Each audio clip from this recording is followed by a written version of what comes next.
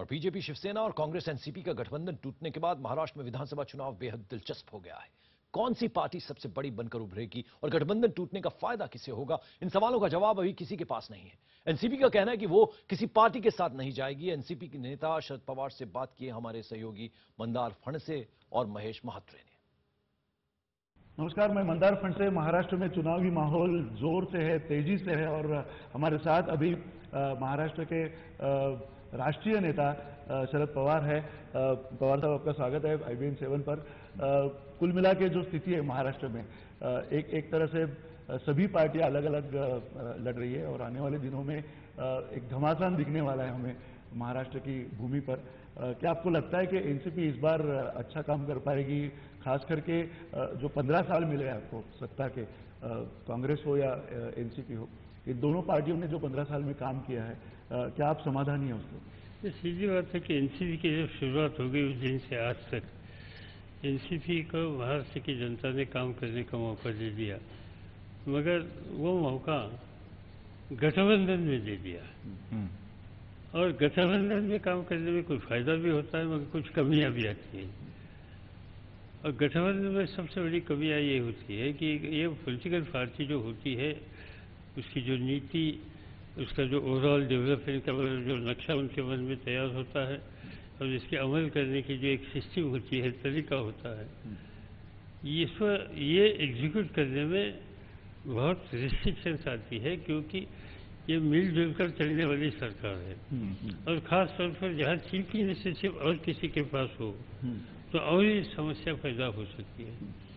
कई दिनों में ये जो मौका आज हमें मिला और ख़ास तौर पर कांग्रेस ने की तरफ से जिस तरह से कदम उठाए गए, इससे ये बात साबित हो गई कि अलग रास्ते से ही जाना सभी के हितों की रक्षा रखने के लिए फायदेमंद होगा। और इसलिए जब हम अलग हो गए तो आज हमारे सामने एक चुनौती है, तो एक मौका है कि कल का महाराष्ट्र जिस तरह से हम चलाना चाहते हैं, डेवलपमेंट जिस तरह से करना चाहते हैं, और देश में एक अलग राज है विकास के क्षेत्र में और बाकी सभी क्षेत्रों में कामयाबी कमाने वाला, ये दिखाने का एक मौका हम लोगों को मिला है, सभी को मिला है, हमें मिला है ऐसे नहीं। अब पवार साहब, 15 साल आप कांग्रेस अलायंस के साथ थे और अभी आपको ऐसा लग रहा है कि हम अकेले के बल पे सत्ता ला सकते हैं? यदि अकेले के बल पे सत्ता आती है तो आप महाराष्ट्र का ये जो चित्र है ये बदलने के लिए बहुत कुछ कर सकते हैं। तो पहले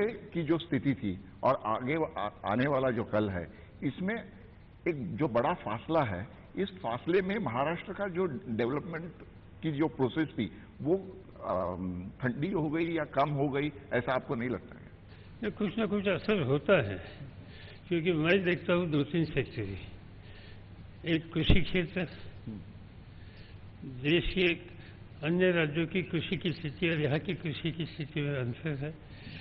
यहाँ बागवानी आइटम के बारे में ज़्यादा पोटेंशियल है और ये मार्केट खाली देश में इंटरनेशनल मार्केट पर जाने का मौका यहाँ के लोगों को है, जैसे चाहे अंगूर हो, चाहे हाफूस का आम हो, या चाहे अन्य जो फल है नागपुर का ऑरेंजेस हो। कई ऐसी बातें हैं कि जो हम कह सकते हैं। और साथ साथ यहाँ पानी की कम है, या कम पानी में अच्छी तरह से इस्तेमाल करके, चाहे ड्रिप सिस्टम हो या चाहे अन्य कोई सिस्टम, इस माध्यम से एक एग्रीकल्चर अलग तरह से आगे ले जाने की आवश्यकता है, वो पोटेंशियल है। साथ साथ यहाँ टोटल कंसंट्रेशन जो एग्रीकल्चर पर साइजेबल पॉपुलेशन का है वो कम करके इंडस्ट्रियलाइजेशन इन डिसेंट्रलाइज मैनर ये करके, और साथ साथ टर्सरी बाकी जो सेक्टर सर्विस सेक्टर है इसको भी ज़्यादा ध्यान देकर नौजवानों को एक काम करने का मौका यहाँ देने के लिए कोई स्थिति पैदा हो सकती है। हो सकता है कि फ्रैक्चर मैंडेट भी आ सकता है। ऐसे हालत में आपके नेचुरल एलीज कौन होंगे महाराष्ट्र में? बीजेपी के साथ आप विचार कर सकते हो या नहीं? हमारे सामने नहीं हो। हमारे सामने एक तो हम चाहते हैं कि हमें अकेले कोई मौका मिलना चाहिए, मैंडेट मिलना चाहिए। और दूसरा, कुछ हर पॉलिटिकल पार्टी की कोई प्रिंसिपल्स होती है। एक डेमोक्रेटिक सेटअप पर भरोसा, एक नंबर 2 ये जो बेसिकली सेक्युलरिज्म,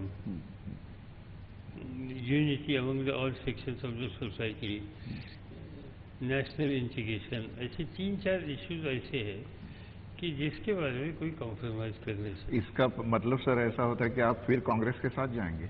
देखिए ये कैसे हो सकता है, मालूम नहीं, कांग्रेस आएगी वहाँ या और कोई दूसरी पार्टी आएगी। जो प्रोग्राम तय करेंगे, ये प्रोग्राम, ये सभी जो सब्जेक्ट मैंने यहाँ दिए, इसके बारे में सहमति दिखाएंगे, कमिटमेंट देंगे, ऐसे लोगों के साथ भी बात हो सकती है, मगर वो स्थिति आएगी ऐसे मुझे बिल्कुल लगता नहीं। मुझे क्लियर कट मैंडेट इस समय मिलेगा, ऐसा विश्वास है। सर, महाराष्ट्र राज्य की स्थापना होने के बाद आपके राजकीय गुरु यशवंतराव जी और उनके बाद में जब तक आपके हाथ में महाराष्ट्र की कमान थी तो महाराष्ट्र पूरे राष्ट्र में एक प्रगति पथ पर चलने वाला राज्य करके उसे लोग देखते थे।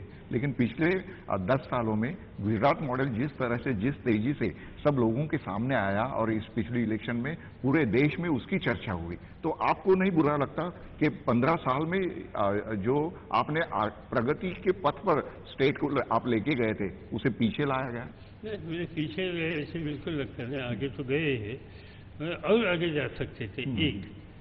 और आज मुझे समझना है, कभी तो कभी एक बार इस पर डिस्कशन होना चाहिए कि what is Gujarat model 1, 2, 3, 4, 5 and what is Maharashtra model और हरियाणा मॉडल। ये हमें एक बार देखकर इस पर एसेस करना चाहिए। कुछ लोग ऐसे होते हैं कि जो अपनी बात बड़ी अच्छी तरह से लोगों के सामने रखने के लिए कामयाब हो सकते हैं।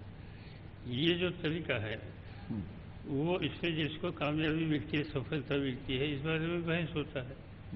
अभी आज ही मैंने मोदी साहब का न्यूयॉर्क का स्पीच देखा और एक वहाँ ऐसे माहौल था कि ऐसी कोई स्थिति, अच्छा वो टोटल स्पीच में बहुत कोई अच्छा एक प्रोग्राम देश के लिए, कोई दिशा, ये अच्छी लैंग्वेज अच्छी थी, रखने की स्टाइल अच्छी थी, लोगों को साथ लेने के लिए जो कोशिश, लोगों का रिस्पांस भी बहुत अच्छा था। तो इसमें कामयाबी थी उनको, इसलिए रिस्पांस भी अच्छा था। मगर देश में जवाहरलाल नेहरू जैसे प्रधानमंत्री हो गए जिन्होंने पूरी दुनिया के सामने इस देश का एक नक्शा अच्छी तरह से, श्रीमती इंदिरा गांधी जैसे नेतृत्व इस देश को मिला।